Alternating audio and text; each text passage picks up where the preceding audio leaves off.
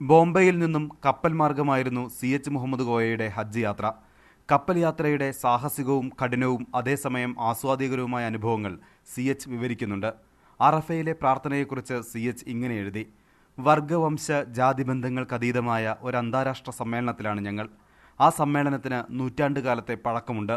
സമാധാനവും ശാന്തിയും സാഹോദര്യവും ദയയുമാണ് ആ സമ്മേളനത്തിന്റെ സന്ദേശം.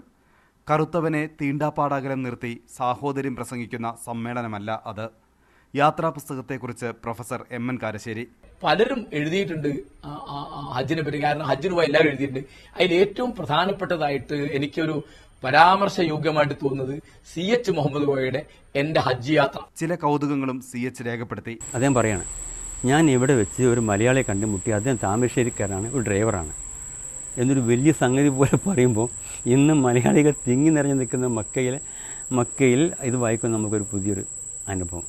ഹജ്ജ് അനുഭവം CH മുഹമ്മദ് കോയ അവസാനിപ്പിക്കുന്നത് ഇങ്ങനെ: എൻ്റെ ഹജ്ജ് മബ്രൂറായ ഹജ്ജ് എന്ന നിലയിൽ സ്വീകരിക്കണമേ.